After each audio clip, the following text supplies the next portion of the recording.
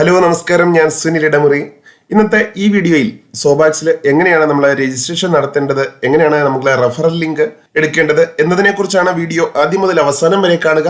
നമുക്ക് ഏതെങ്കിലും ഒരു ഫ്രണ്ട്സ് ആയിരിക്കും നമുക്ക് വാട്സപ്പിലേക്ക് സോബാക്സിന്റെ റെഫറൽ ലിങ്ക് ഇപ്പോൾ അയച്ചു തന്നിട്ടുള്ളത്. അങ്ങനെ ലിങ്കിലൂടെ മാത്രമാണ് ഈ സമയം ഡിസംബർ 31 വരെ നമുക്ക് സോബാക്സിൽ ചേരാൻ കഴിയുകയുള്ളൂ. ജനുവരി 1 ശേഷം നമുക്ക് വെബ്സൈറ്റിൽ നിന്ന് ഡയറക്റ്റ് രജിസ്ട്രേഷൻ ചെയ്യാനുള്ള ഒരു ഓപ്ഷനും സ്റ്റാർട്ട് ചെയ്യുന്നുണ്ട്. നമുക്ക് ആരെങ്കിലും വാട്സപ്പിലാണ് ഈ റെഫറൽ ലിങ്ക് അയച്ചു തന്നിട്ടുള്ളതെങ്കിൽ ആദ്യം വാട്സപ്പ് ഓപ്പൺ ചെയ്യുക. അതിനുശേഷം ഇവിടെ കാണുന്ന ഒരു റെഫറൽ ലിങ്ക് നിങ്ങൾക്ക് അയച്ചു തന്നിട്ടുള്ള ഇതേപോലുള്ള ലിങ്ക് കാണും. ആ ലിങ്കിൽ നമ്മൾ ക്ലിക്ക് ചെയ്യുക. ക്ലിക്ക് ചെയ്യുമ്പോൾ അതിന്റെ ഒരു ലാൻഡിംഗ് പേജ് ഓപ്പൺ ആകും സോബാക്സിന്റെ. ഈ ലാൻഡിംഗ് പേജിൽ നമുക്ക് നിരവധി കാര്യങ്ങൾ അറിയാൻ പറ്റും. എന്തൊക്കെയാണ് ഇതിനകത്തുള്ള ബെനിഫിറ്റുകൾ. താഴേക്ക് നോക്കിക്കഴിഞ്ഞാൽ വളരെയധികം കാര്യങ്ങൾ നമുക്ക് മനസ്സിലാക്കാൻ കഴിയും. ഇവിടെയൊക്കെ ഗെറ്റ് മെമ്പർഷിപ്പ് എന്ന ഒരു ഓപ്ഷൻ പല സ്ഥലങ്ങളിലായിട്ട് കൊടുത്തിട്ടുണ്ട്. ഇതിൽ ഏതെങ്കിലും ഒരു ഗെറ്റ് മെമ്പർഷിപ്പ് ഓപ്ഷനിൽ നമ്മൾ ക്ലിക്ക് ചെയ്യുകയാണ് ചെയ്യേണ്ടത്. ഞാനപ്പോൾ ഇവിടെ ഗെറ്റ് മെമ്പർഷിപ്പിൽ ഞാൻ ക്ലിക്ക് ചെയ്യുന്നു. ഇവിടെ ക്ലിക്ക് ചെയ്യുമ്പോൾ നമുക്ക് രജിസ്ട്രേഷന്റെ പേജ് ആയിരിക്കും ഓപ്പൺ ആകുന്നത്. ഇവിടെ രജിസ്ട്രേഷന്റെ പേജ് ഓപ്പൺ ആകുമ്പോൾ നമ്മുടെ സ്പോൺസർ ആരാണ് എന്ന് നമുക്ക് ഇവിടെ കാണാൻ പറ്റും. Your sponsor ID is Jason 3 എന്ന് ഇവിടെ കാണാൻ പറ്റും. ഇവിടെ അതിനുശേഷം പേര് നമ്മൾ സ്വന്തമായിട്ടൊരു യൂസർ നെയിം ക്രിയേറ്റ് ചെയ്യണം. അത് 4 തൊട്ട് 12 അക്ഷരങ്ങളായിരിക്കണം, സ്പേസ് ഇല്ലാതെ. ആൽഫ ന്യൂമറിക് ലെറ്റേഴ്സ് നമുക്ക് ഉപയോഗിക്കാം. അതിനുശേഷം മൊബൈൽ നമ്പറാണ് നമ്മളിവിടെ എൻട്രി ചെയ്യേണ്ടത്. മൊബൈൽ നമ്പർ എൻട്രി ചെയ്തെങ്കിൽ മാത്രമേ നമുക്ക് ഇമെയിൽ ID ടൈപ്പ് ചെയ്യാനുള്ള ഓപ്ഷൻ ഓപ്പൺ ആകുകയുള്ളൂ. അതിനുശേഷം എൻ്റർ പാസ്വേഡ്, നമ്മൾ സ്വന്തമായിട്ടൊരു പാസ്വേഡ് ക്രിയേറ്റ് ചെയ്യണം. അതേ പാസ്വേഡ് തന്നെ കൺഫേം പാസ്വേഡ് എന്ന സ്ഥലത്ത് ടൈപ്പ് ചെയ്യണം. പിന്നീട് ഡേറ്റ് ഓഫ് ബർത്ത് ആണ്. അതിനുശേഷം സെലക്ട് സ്റ്റേറ്റ്, നമ്മുടെ സ്റ്റേറ്റ് ടൈപ്പ് ചെയ്യുക. എൻ്റർ സിറ്റി, നമ്മളുടെ സിറ്റി ഏതാണ് അത് ടൈപ്പ് ചെയ്യുക. അതിനുശേഷം സെലക്ട് ലാംഗ്വേജ് ആണ്. ലാംഗ്വേജിന് ശേഷം നമ്മുടെ ജെൻഡർ സെലക്ട് ചെയ്യാൻ മെയിൽ ആണോ ഫീമെയിൽ ആണോ എന്ന്. ഇവിടെ കാണുന്ന ഈ നമ്പേഴ്സ് ഇത് കൂട്ടിയതിന് ശേഷം എൻ്റർ ദ ആൻസർ എന്നാണ്. 9918 എന്ന് ഇവിടെ ടൈപ്പ് ചെയ്യേണ്ടതായിട്ട് വരും. പലർക്കും പല രീതിയിലായിരിക്കും ഈ നമ്പറുകൾ വരുന്നത്. അതിനുശേഷം നമ്മളുടെ I agree to the terms and conditions എന്നതിനെ ക്ലിക്ക് ചെയ്യാം. ടേംസ് ആൻഡ് കണ്ടീഷൻ ക്ലിക്ക് ചെയ്ത് കഴിഞ്ഞാൽ ടേംസ് ആൻഡ് കണ്ടീഷൻ റീഡ് ചെയ്യാൻ പറ്റും. പിന്നീട് രജിസ്റ്റർ ബട്ടണിൽ ക്ലിക്ക് ചെയ്യുകയാണ്. അപ്പൊ ഞാൻ ഈ ഫോം ഫില്ല് ചെയ്തതിന് ശേഷം മുമ്പോട്ടുള്ള പ്രോസസ്സ് കാണിക്കാം. ഫോം ഫില്ല് ചെയ്തിരിക്കുകയാണ്. ഫില്ല് ചെയ്തപ്പം പേര് ടൈപ്പ് ചെയ്തു. അതിനുശേഷം നമ്മൾ യൂസർ നെയിം ഇവിടെ ടൈപ്പ് ചെയ്യുന്നുണ്ട്. ടൈപ്പ് ചെയ്യുമ്പോൾ നമുക്ക് അത് അവൈലബിൾ ആണ് എങ്കിൽ നമുക്ക് കൺഗ്രാജുലേറ്റ്സ് യുവർ യൂസർ നെയിം അവൈലബിൾ എന്ന് ഗ്രീൻ കളറിൽ എഴുതി കാണിക്കും. ഇല്ല എങ്കിൽ ഓൾറെഡി ഇവിടെ യൂസ് ചെയ്തതാണ് എന്ന് എഴുതി കാണിക്കും. അതിനുശേഷം നമുക്ക് മൊബൈൽ നമ്പർ ഇവിടെ ടൈപ്പ് ചെയ്യുന്ന ഓപ്ഷനാണ്. ഇമെയിൽ ടൈപ്പ് ചെയ്തു. പാസ്വേഡ് സെറ്റ് ചെയ്യാം. പാസ്വേഡ് നമുക്ക് ഈ ബട്ടണിൽ ക്ലിക്ക് ചെയ്ത് കഴിഞ്ഞാൽ നമ്മൾ പാസ്വേഡ് ടൈപ്പ് ചെയ്ത് കറക്റ്റ് ആണോ ഇല്ലയോ എന്ന് അറിയാൻ പറ്റും. അതിനുശേഷം ഡേറ്റ് ഓഫ് ബർത്തിനാണ്. ഡേറ്റ് ഓഫ് ബർത്തിന് ഒരു കലണ്ടറാണ് ഇവിടെ ഓപ്പൺ ആകുന്നത്. അത് നമുക്ക് കലണ്ടർ സെലക്ട് ചെയ്ത് ഡേറ്റ് എടുക്കാൻ പറ്റും. ഇവിടെ നമ്മുടെ സ്റ്റേറ്റ് സെലക്ട് ചെയ്യുന്നതിന് ഡ്രോപ്പ് ഡൗൺ മെനു ആണ്. ഇത് ഡ്രോപ്പ് ഡൗൺ മെനുവിൽ നമ്മളിവിടെ ടച്ച് ചെയ്യുമ്പോൾ സ്റ്റേറ്റുകളെല്ലാം ഇവിടെ സെലക്ഷൻ കാണിക്കും. അതിൽ നമ്മൾ കേരള സെലക്ട് ചെയ്താൽ മതി, കേരള ആണെങ്കിൽ. അതിനുശേഷം ഇടുക്കി ആണ് ഇതിന്റെ സിറ്റിയിൽ വരുന്നത്. നമ്മുടെ ഏതാണോ സിറ്റി അത് ടൈപ്പ് ചെയ്യുക. ലാംഗ്വേജ് നമുക്ക് ഏതാണ് അത് സ്യൂട്ടബിൾ ആയിട്ടുള്ള ലാംഗ്വേജ് ടൈപ്പ് ചെയ്യുക. മെയിൽ ഫീമെയിൽ ആണെന്നുള്ളതിന് അതും ഡ്രോപ്പ് ഡൗൺ മെനു ആണ്. അത് നമ്മൾ കറക്റ്റ് ആയിട്ടുള്ളത് കൊടുക്കുക. ലാംഗ്വേജിലും അതുപോലെ തന്നെ സെയിം ആണ്, ഡ്രോപ്പ് ഡൗൺ മെനു ആണ്. അതിൽ നമുക്ക് ഇഷ്ടമുള്ള ലാംഗ്വേജ് ഇവിടെ സെലക്ട് ചെയ്യാം. അതിനുശേഷം ഇവിടെ കൊടുത്തിരുന്ന നമ്പേഴ്സ് ആഡ് ചെയ്തതിന് ശേഷം ഇവിടെ നമ്മൾ ആൻസർ കൊടുക്കുക. അതിനുശേഷം നമുക്ക് ഇവിടെ ചെയ്യേണ്ടത് I agree to the terms and condition ഇവിടെ ക്ലിക്ക് ചെയ്തതിന് ശേഷം രജിസ്റ്റർ ബട്ടണിൽ ഇവിടെ ക്ലിക്ക് ചെയ്യുക. ഈ സമയം നമ്മുടെ മൊബൈലിലും നമ്മൾ കൊടുത്തിരിക്കുന്ന ഇമെയിൽ ID-യിലും ഒരു OTP വരും. സെയിം ആയിരിക്കും വരുന്നത്. ഏതെങ്കിലും ഒരെണ്ണം ടൈപ്പ് ചെയ്ത് കൊടുക്കുക. പിന്നീട് പ്രത്യേകം ശ്രദ്ധിക്കേണ്ടത് നമ്മൾ മൊബൈൽ നമ്പർ ടൈപ്പ് ചെയ്തെങ്കിൽ മാത്രമേ നമുക്ക് ഇമെയിൽ ടൈപ്പ് ചെയ്യാനുള്ള ഓപ്ഷൻ ഓപ്പൺ ആകുകയുള്ളൂ. പിന്നീട് താഴേക്ക് വരുമ്പോൾ ഈ എല്ലാ ഫീൽഡുകളും നിറച്ചതിന് ശേഷം മാത്രമേ ഇവിടെ ആൻസർ കൊടുക്കാൻ പറ്റുള്ളൂ. പല ആളുകൾക്കും ഓട്ടോ ഫില്ലിലൂടെ കംപ്ലീറ്റ് ആകുന്ന ഓപ്ഷൻസ് ഒക്കെ മൊബൈലിൽ സേവ് ചെയ്തിട്ടുണ്ടാവും. ഒരുപക്ഷെ അവരുടെ പിൻകോഡ് ഒക്കെ ആയിരിക്കും പലരും ഇവിടെ കാണിക്കുന്നത്. അങ്ങനെയാണെങ്കിൽ പക്ഷെ അത് ഡിലീറ്റ് ചെയ്തതിന് ശേഷം ഇവിടുത്തെ ആൻസർ ആണ് ഇവിടെ കൊടുക്കേണ്ടത്. രജിസ്റ്റർ ചെയ്യുക. രജിസ്റ്റർ ചെയ്യുമ്പോൾ ഒരു മെസ്സേജ് വരും, OTP സെൻഡ് എന്ന് വരും. Your email address and phone number. നമ്മളിവിടെ ഓക്കെ കൊടുക്കുക. ഓക്കെ കൊടുക്കുമ്പോൾ നമുക്ക് മൊബൈലിൽ OTP വന്നിട്ടുണ്ട്. എനിക്കൊരു OTP ഇവിടെ വന്നിട്ടുണ്ട്. ഇമെയിലിലും സെയിം OTP ആണ് വരുന്നത്. അത് ഞാൻ കാണിക്കാം. ഇവിടെ OTP ടൈപ്പ് ചെയ്യാനുള്ള ഒരു ഓപ്ഷൻ ഇപ്പൊ ഇവിടെ ഓപ്പൺ ആയിട്ടുണ്ട്. നമുക്ക് ഇമെയിലിൽ വന്ന OTPയും മൊബൈലിൽ വന്ന OTPയും നമുക്ക് മാച്ച് ചെയ്ത് നോക്കാം. ആദ്യം ഞാൻ മൊബൈലിൽ വന്ന OTP ഇവിടെ എടുക്കുകയാണ്. മൊബൈലിൽ ആദ്യം കാണിക്കുന്നുണ്ട് 1912 എന്ന OTP ആണ്. രജിസ്ട്രേഷന്റെ പേജിലേക്ക് തിരിച്ചുപോയി 1912 അതവിടെ ടൈപ്പ് ചെയ്തു. ഇവിടെയാണ് ടൈപ്പ് ചെയ്യേണ്ടത്. ടൈപ്പ് ചെയ്തതിന് ശേഷം നമുക്ക് വീണ്ടും ചെക്ക് ചെയ്യാം. ഇമെയിലിൽ വന്ന OTP ഒരുപക്ഷെ പ്രൈമറിയിൽ വന്നിട്ടില്ല എങ്കിൽ പ്രൊമോഷനിലായിരിക്കും. നമ്മുടെ പ്രൊമോഷനിൽ OTP ഇവിടെ വന്നിട്ടുണ്ട്. ഇവിടെയാണ് കാണിക്കുന്നത്. ഇത് പഴയ OTP ആണ്. ഇത് 8:45 ഇപ്പൊ രജിസ്ട്രേഷൻ ചെയ്ത ഈ സമയത്ത് 1912 എന്ന OTP ഇവിടെ വന്നിട്ടുണ്ട്. അപ്പം ആ OTP നമ്മളിവിടെ ടൈപ്പ് ചെയ്ത് ഞാൻ ഓൾറെഡി കൊടുത്തിട്ടുണ്ട് മൊബൈലിൽ വന്നത്. ഇനി രജിസ്റ്റർ ബട്ടണിലേക്ക് പോകുമ്പോൾ രജിസ്റ്റേർഡ് സക്സസ്ഫുള്ളി എന്ന് കാണിക്കും. ഇനിയും നമുക്കിവിടെ ഓപ്ഷൻ ഉള്ളത് പേ നൗ എന്ന ഒരു ഓപ്ഷനാണ്. ഇവിടെ നമ്മൾ ക്ലിക്ക് ചെയ്യുമ്പോൾ നമ്മുടെ പേയ്മെന്റ് ഗേറ്റ് വേയിലേക്കായിരിക്കും പോകുന്നത്. അവിടെ നമുക്ക് ഏത് രീതിയിലുള്ള പേയ്മെന്റ് വേണമെങ്കിലും നമുക്ക് ചെയ്യാൻ പറ്റും. പേ നൗ എന്ന ബട്ടണിൽ ഞാൻ ഇവിടെ ക്ലിക്ക് ചെയ്യുന്നു. ക്ലിക്ക് ചെയ്യുമ്പോൾ റിസർവ് പേയുടെ ഒരു പേയ്മെന്റ് ഗേറ്റ് വേ ആണ് ഇവിടെ ഓപ്പൺ ആയിട്ടുള്ളത്. 1180 രൂപ Sobax marketing private limited membership fee എന്നതിലാണ്. നമ്മൾ കൊടുത്തിരുന്ന മൊബൈൽ നമ്പർ, ഇമെയിൽ ID ഇവിടെ കാണാൻ പറ്റും. ഇവിടെ നമുക്ക് യൂസ് ചെയ്യാൻ പറ്റുന്നത് നെറ്റ് ബാങ്കിങ് യൂസ് ചെയ്യാം, അല്ലെങ്കിൽ debit credit card, UPI, phone പേ ഇവിടെ യൂസ് ചെയ്യാം. അതുപോലെ തന്നെ UPIയിലെ പല രീതിയിലുള്ള UPI ആപ്ലിക്കേഷൻസും ഉണ്ട്, അത് നമുക്ക് യൂസ് ചെയ്യാം. ഡെബിറ്റ് കാർഡുകൾ ഉപയോഗിക്കാം, നെറ്റ് ബാങ്കിങ് ഉപയോഗിക്കാം, വാലറ്റുകൾ ഉപയോഗിക്കാം. ഏത് വേണമെങ്കിലും നമുക്കിവിടെ ഉപയോഗിക്കാം. ഞാൻ ഓരോന്ന് ഓപ്പൺ ചെയ്ത് ഇവിടെ കാണിക്കാം. കാർഡ് ആണ് നമ്മൾ സെലക്ട് ചെയ്യുന്നതെങ്കിൽ, നമ്മൾ സേവ് ചെയ്തിട്ടുള്ള കാർഡുകളാണെങ്കിൽ അത് സ്കിപ്പ് ചെയ്തതിനു ശേഷം റിസർവ് പേ എന്ന് വന്നിട്ടുണ്ട്. കാർഡിന്റെ ഒരു ഓപ്ഷൻ നമ്മൾ സെലക്ട് ചെയ്തത് കൊണ്ടാണ് ഇങ്ങനെ വന്നത്. ഇത് സ്കിപ്പ് ചെയ്ത് കഴിഞ്ഞാൽ നമുക്ക് കാർഡ് നമ്പർ ടൈപ്പ് ചെയ്യാനുള്ള ഓപ്ഷൻ ഉണ്ട്. കാർഡിന്റെ എക്സ്പയറി ഡേറ്റ് എല്ലാവർക്കും അറിയാം. കാർഡ് ഹോൾഡർ നെയിം, കാർഡിൽ നമ്മുടെ പേരെന്താണ് എന്നതാണ്. അതിനുശേഷം കാർഡിന്റെ പുറകിൽ കാണുന്ന CVV നമ്പർ ഇവിടെ സെലക്ട് ചെയ്യാം. ഇത് അല്ല എങ്കിൽ, നമ്മൾ ഇതല്ല യൂസ് ചെയ്യുന്നതെങ്കിൽ, ഇവിടെ ഈ കാർഡ് എന്നതിൽ ഒരു ബാക്ക് ബട്ടൺ ഇവിടെ കാണിക്കുന്നുണ്ട്. ആ ബാക്ക് ബട്ടണിൽ ക്ലിക്ക് ചെയ്താൽ നമുക്ക് തിരിച്ച് അതേ ആദ്യത്തെ പേജിലേക്ക് പോകാം. അതിനുശേഷം UPI എന്നതിൽ ക്ലിക്ക് ചെയ്യുകയാണെങ്കിൽ എന്തൊക്കെയാണ് നമുക്ക് കാണിക്കുന്നത് എന്ന് നോക്കാം. UPI സെലക്ട് ചെയ്യുമ്പോൾ ഇവിടെ ഗൂഗിൾ പേ, ഫോൺ പേ രണ്ട് ഓപ്ഷൻ ഇവിടെ കാണിക്കുന്നുണ്ട്. അതിനുശേഷം ഇവിടെയാണെങ്കിൽ നമ്മൾ ടച്ച് ചെയ്യുന്നതെങ്കിൽ ഗൂഗിൾ പേ, ഭീം, ഫോൺ പേ എന്നതിനെ കുറിച്ചൊക്കെ ഇവിടെ കാണിക്കുന്നുണ്ട്. ഇത് ഏത് വേണമെങ്കിലും നമുക്ക് UPI സെലക്ട് ചെയ്യാം. ഞാൻ വീണ്ടും ബാക്കിലേക്ക് പോകുന്നത് നിങ്ങൾക്ക് മനസ്സിലാകുന്നതിന് വേണ്ടിയാണ് ഓരോന്ന് പരിചയപ്പെടുത്തുന്നത്. അതിനുശേഷം ഇവിടെ നെറ്റ് ബാങ്കിങ്ങിനെ കുറിച്ച് പറയാം. നെറ്റ് ബാങ്കിങ്ങിലാണെങ്കിൽ നമുക്ക് ഇവിടെ താഴെ കൊടുത്തിട്ടുണ്ട്. ഈ നെറ്റ് ബാങ്കിങ്ങിൽ ടച്ച് ചെയ്ത് കഴിഞ്ഞാൽ നിരവധി ബാങ്കുകളുടെ ഓപ്ഷൻ നമുക്ക് ഓപ്പൺ ആയി കിട്ടും. സെലക്ട് എ ഡിഫറെന്റ് ബാങ്ക് ഇവിടെ ഒരു ഡ്രോപ്പ് ഡൗൺ മെനു ആണ്.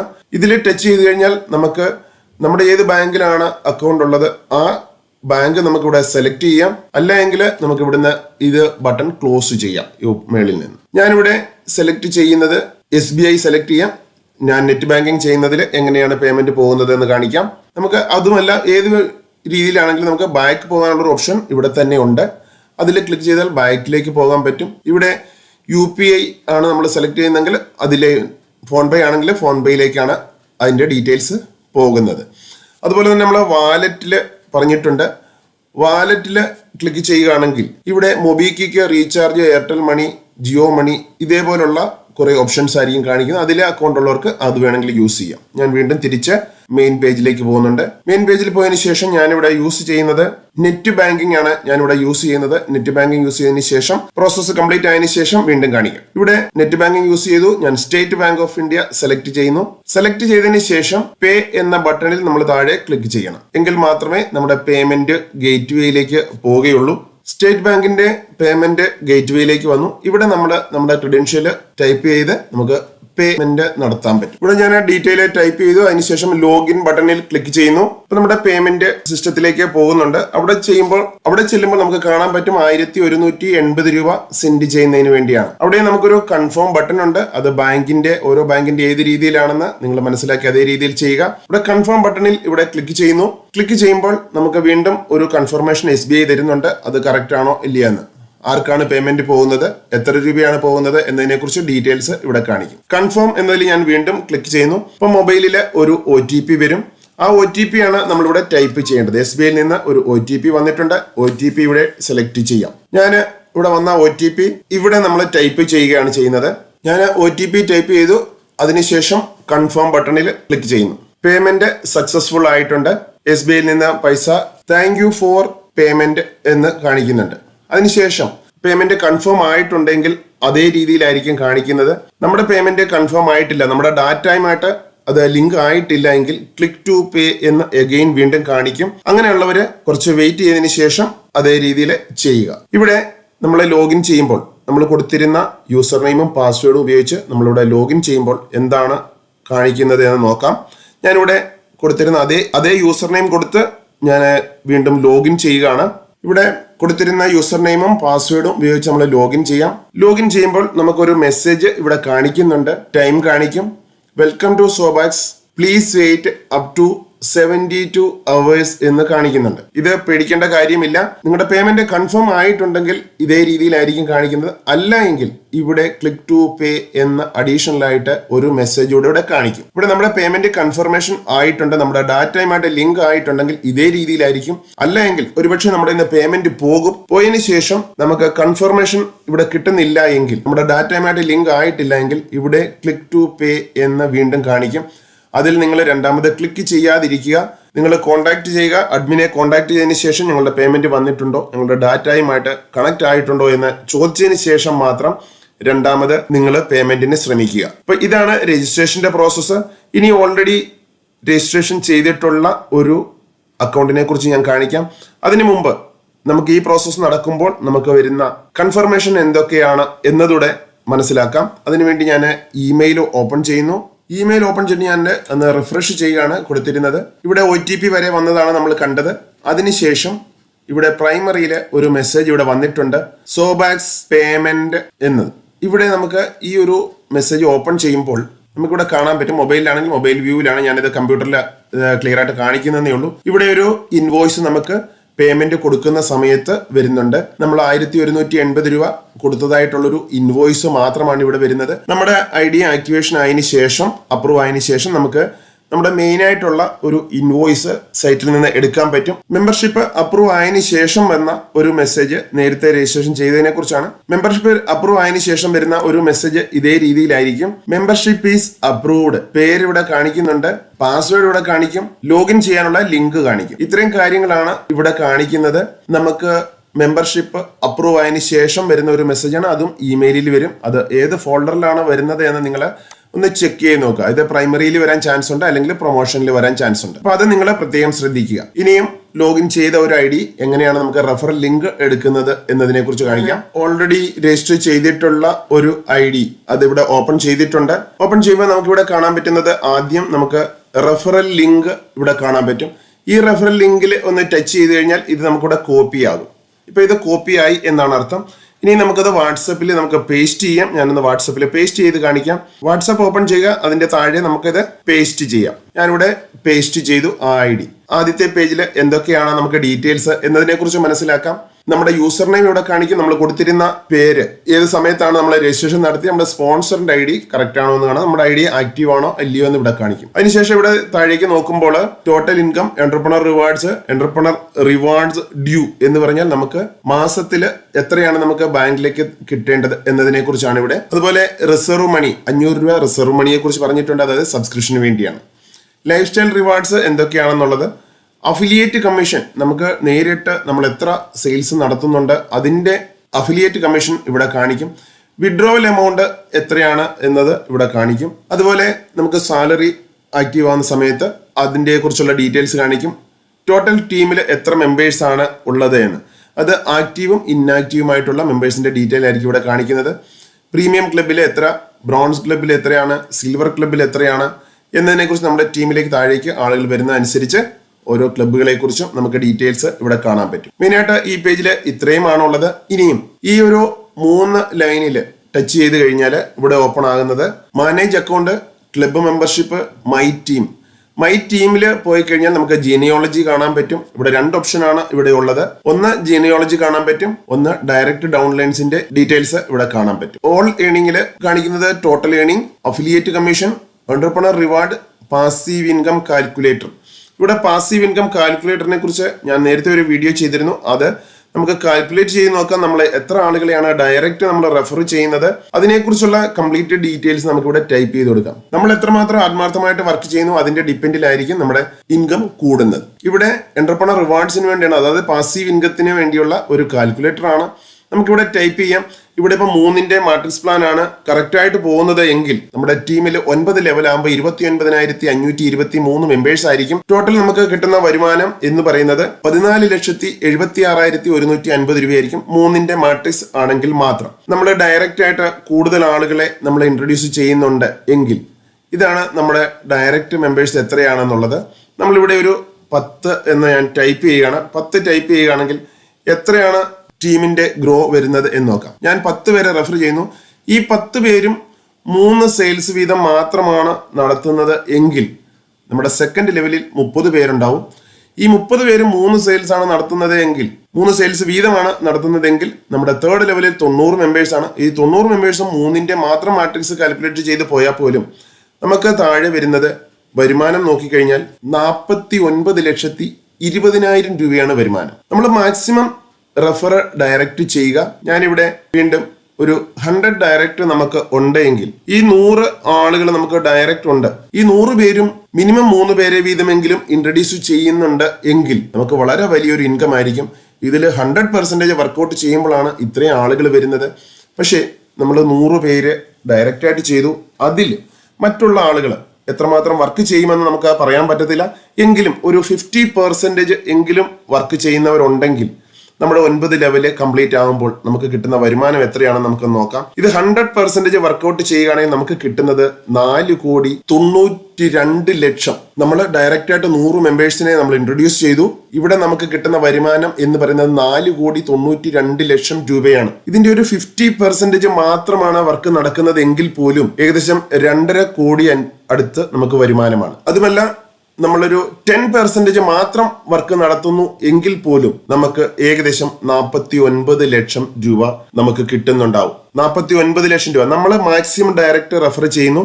പക്ഷെ ബാക്കിയുള്ളവര് മിനിമം 3, 4, 5 റെഫർ ചെയ്തോട്ടെ എങ്കിൽ പോലും നമുക്ക് ഇതിന്റെ 100% നമ്മൾ മാക്സിമം റെഫർ ചെയ്യുന്ന അനുസരിച്ച് നമ്മുടെ ടീമിന്റെ വർക്ക് നടന്നുകൊണ്ടേയിരിക്കും. മാക്സിമം നമ്മൾ ഡയറക്റ്റ് റെഫർ ചെയ്യുക.